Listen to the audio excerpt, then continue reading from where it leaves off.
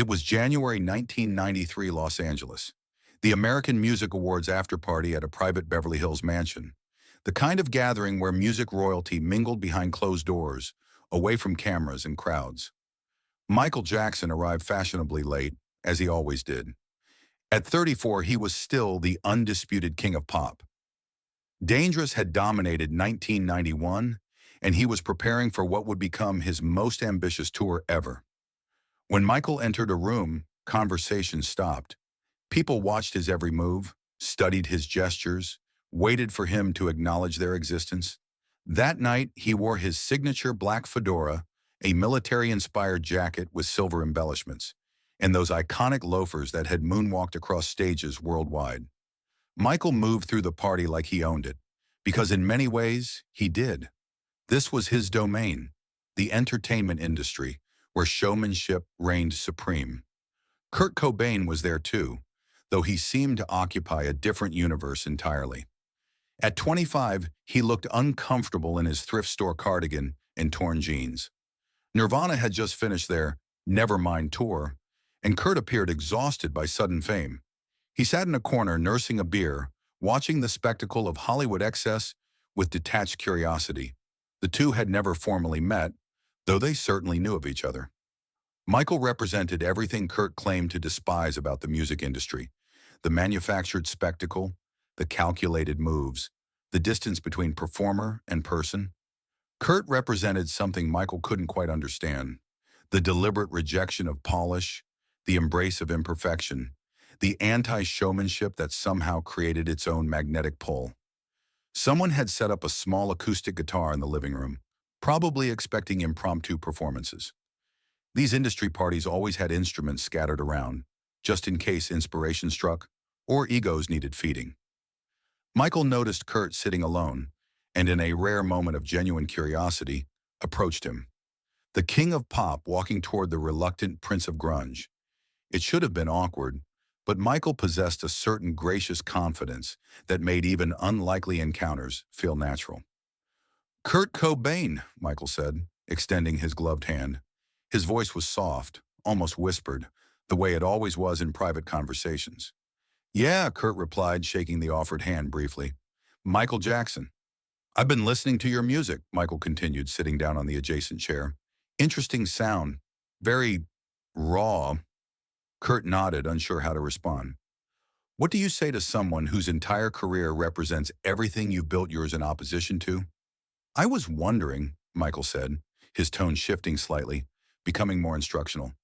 "Have you ever considered incorporating more movement into your performances?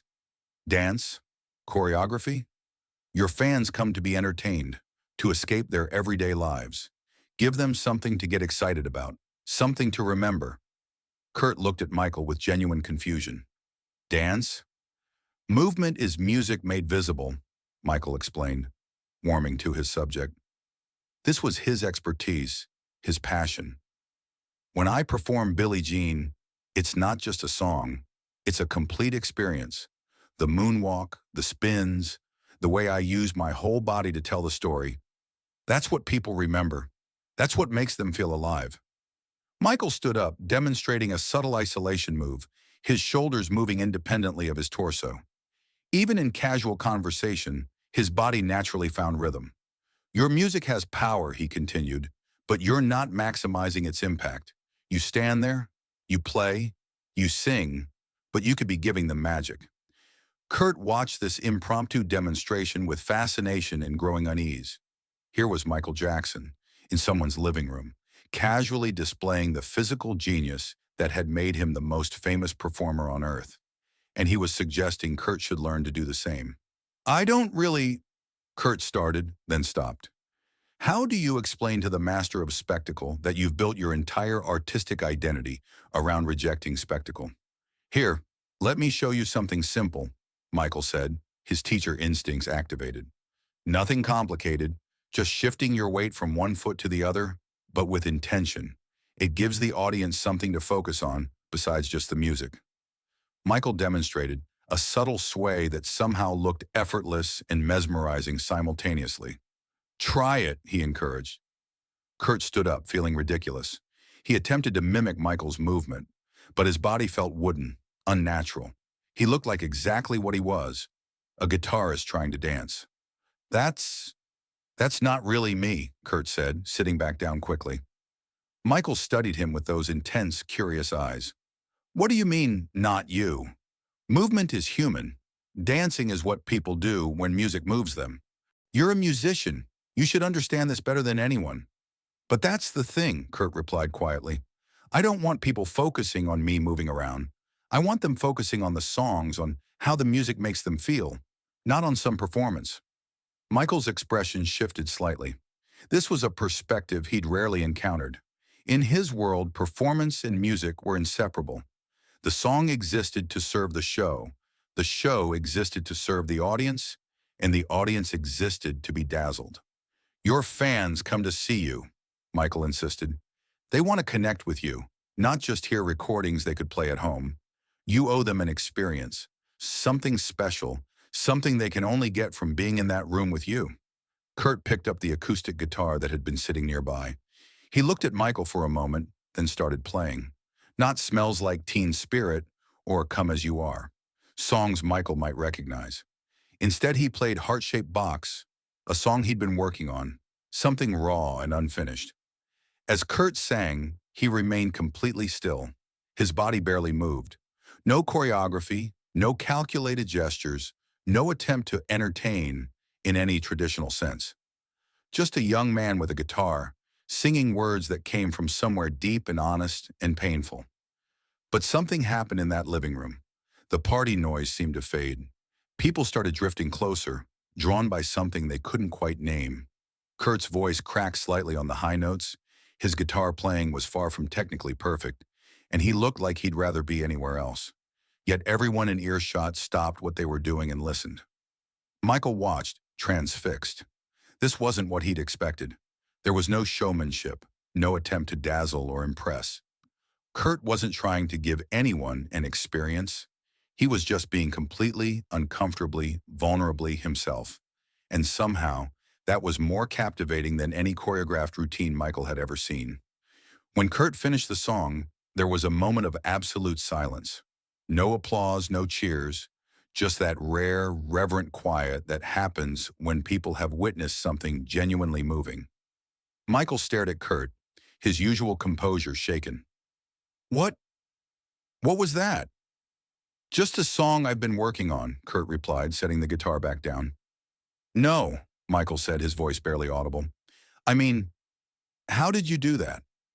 How did you make everyone stop and listen without doing anything? Kurt looked genuinely puzzled. I didn't do anything. I just played the song. But everyone was watching. Everyone was completely focused on you. I've never seen... Michael trailed off, struggling to articulate what he just witnessed. The truth was, Michael Jackson had spent his entire life learning to command attention through movement, spectacle, and carefully crafted personas. He'd studied every great performer, mastered every technique, perfected every gesture. His success was built on giving audiences exactly what they expected from a superstar. More energy, more excitement, more everything than they could get anywhere else. But Kurt had just demonstrated something Michael had never encountered: the power of complete authenticity. By refusing to perform, by simply being present with his music and his truth, Kurt had created a magnetic pull that no amount of choreography could replicate. I don't understand, Michael said quietly. You didn't move. You barely looked at anyone. You didn't try to connect with the audience at all. But they were listening, Kurt finished. Yes, but why? How? Kurt shrugged. Maybe because I wasn't trying to make them do anything. I was just being there with the song. Michael sat back down, his worldview quietly crumbling. Everything he'd been taught about performance, everything he'd built his career on, suddenly felt complicated. He'd spent decades learning to be larger than life, to transform himself into something spectacular and otherworldly. Kurt had just shown him that sometimes being exactly life-sized was more powerful. I've been performing since I was 5 years old, Michael said, more to himself than to Kurt. Every move calculated, every gesture rehearsed. I learned to give people what they want before they even know they want it. And that works for you, Kurt said, not unkindly. Does it? Michael asked, the question surprising even himself. I mean, yes, it sells records, it fills stadiums. But what you just did, that felt different. That felt real. Michael nodded slowly. Real. When did I stop being real? It was a question that would haunt him for months afterward. Here was Kurt Cobain, this reluctant star who seemed to succeed in spite of himself, who drew people in by pushing them away, who created magic by refusing to perform magic. Everything about Kurt's approach contradicted everything Michael had been taught about entertaining people. The party continued around them, but both men remained quiet, processing what had just happened. Michael, for perhaps the first time in his adult life, had encountered a performer whose power came from the complete absence of performance. And Kurt had inadvertently shown the king of pop that maybe the crown was heavier than it needed to be. "Can I ask you something?" Michael said finally. "Sure. Doesn't it scare you, being that exposed, that vulnerable in front of people?" Kurt considered the question. "Yeah, it terrifies me. Every time. But the alternative, pretending to be something I'm not, that scares me more." Michael understood. He'd spent so many years being Michael Jackson, the icon, that he'd nearly forgotten how to be Michael Jackson, the person. His performances were flawless because they were practiced to death, every spontaneous moment carefully rehearsed. But Kurt had just shown him what unrehearsed truth looked like, and it was more compelling than any moonwalk. "I should go," Kurt said, standing up. The attention was making him uncomfortable, and parties like this always felt like borrowed time anyway. "Kurt," Michael called as he turned to leave. "Thank you for showing me that." Kurt paused. "Showing you what?" "That sometimes the most powerful thing you can do is nothing at all." After Kurt left, Michael remained in that chair for a long time thinking. He watched the other partygoers, saw how they performed even in casual conversation, how everyone was always slightly on. He thought about his upcoming tour, all those choreographed numbers he'd planned, all those moments designed to make crowds scream. The mansion buzzed around him. Industry executives discussed deals in corners, pop stars posed for informal photos, producers exchanged business cards disguised as friendly conversation. Everyone was performing their version of success, their version of happiness, their version of connection. But none of it felt as real as what had just happened in this living room. Michael replayed Kurt's performance in his mind, the way his fingers moved across the guitar strings. Not flashy, not showing off, just finding the notes the song needed. The way his voice carried pain without dramatizing it, conveyed emotion without manipulating it. There had been no backup dancers, no pyrotechnics, no costume changes. Just a human being sharing something true. It challenged everything Michael had built his identity around. Since childhood, he'd learned that audiences wanted more. More spectacle, more energy, more than what ordinary life could provide. His job was to be extraordinary, to give people something they couldn't find anywhere else. He'd become a master of transformation, turning simple songs into elaborate productions, turning Michael the person into Michael the phenomenon. But Kurt had just proved that sometimes less was more. That vulnerability could be more powerful than invincibility. That stillness could be more magnetic than the most elaborate choreography. Michael thought about his childhood, about the Jackson 5 performances where every move was rehearsed, every smile was calculated. He thought about the countless hours of dance practice, the perfectionism that had driven him to become the entertainer he was. All of it had been in service of giving audiences what they wanted, what they expected, what they paid for. When had he stopped asking what he wanted to give them? A producer approached, trying to engage Michael in conversation about his next video concept. Michael nodded politely but barely heard the words. His mind was still processing what Kurt had shown him, that authenticity didn't need amplification, that truth didn't need embellishment. He excused himself and walked onto the mansion's terrace, needing air, needing space to think. Los Angeles stretched out below, a city of dreams and performances, where everyone was always trying to become something more than they were. Michael pulled out his phone and called Quincy Jones, his longtime producer and mentor. Even at this late hour, Quincy answered. "Q," Michael said quietly, I need to ask you something. What's on your mind, Michael? Do you remember when we first started working together? Back when Off the Wall was just ideas? Of course. Why? Michael paused, trying to articulate what he was feeling. Was I more real then? Before all the choreography and concepts and productions? Quincy was quiet for a moment. That's a heavy question for midnight, Michael. What's got you thinking about this? I just met someone tonight, a musician who made me question everything I think I know about performing. Kurt Cobain was there tonight, wasn't he? Quincy said, surprising Michael with his intuition. How did you... Michael, you've been the most polished performer in the world for 15 years. The only person who could make you question that is someone who succeeds by being completely unpolished. What did he do? Michael described the performance, Kurt's stillness, the way the room had been captivated by someone who wasn't trying to captivate anyone. Quincy listened without interrupting. When Michael finished, there was a long pause. You know what I think, Quincy finally said. I think you're both right. What do you mean? Michael, you give people magic. You transport them to a place they can't reach on their own. That's a gift, and the world needs it.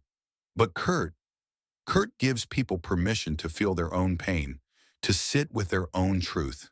That's a different gift, but it's just as valuable. But what he did tonight, it was more powerful than anything I've ever done. Was it? Or was it just different? Michael, you've helped millions of people escape their problems. Kurt helps people face them. The world needs both. Michael considered this. But I felt like I'd been lying all these years. Like all the spectacle was just hiding the fact that I don't know how to be real anymore. The spectacle isn't hiding anything, Michael. It's expressing something.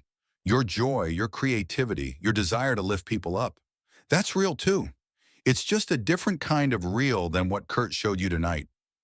When Michael hung up, he felt slightly better but still unsettled. Kurt had revealed something he hadn't expected to see. Another way of being authentic, another way of connecting with people. It didn't invalidate Michael's approach, but it expanded his understanding of what was possible. For the first time in years, Michael Jackson wondered what would happen if he just stood still and sang, not as a replacement for everything he'd built, but as an addition to it. What if authenticity wasn't about choosing between spectacle and simplicity, but about making sure both came from a true place? The party was winding down when Michael went back inside. He found the guitar Kurt had played still sitting in the living room. Without thinking, he picked it up and played a simple chord progression, something he hadn't done in years. No audience, no stage, no performance. Just Michael and 6 strings and a melody that came from somewhere honest. A few remaining partygoers heard him and drifted over, but Michael barely noticed. For these few minutes, he wasn't the king of pop. He wasn't trying to entertain anyone. He was just a man with a guitar, exploring what it felt like to be still and present and real. Years later, in interviews, Michael would occasionally reference that night, though he never mentioned Kurt by name. He'd talk about learning that performance could be about subtraction as well as addition, about the courage required to be completely present without armor. I met a young musician once, he told a journalist, in 1995, who taught me that sometimes the most generous thing you can give an audience is your authentic self, even if that self isn't trying to entertain them. Kurt, for his part, never spoke publicly about the encounter, but those close to him noticed something different in his performances afterward. A slightly more relaxed presence, as if he'd been reminded that his reluctance to be a traditional rock star was actually his greatest strength. The story became one of those legendary music industry moments that people heard secondhand, passed down through assistants and producers and hangers-on.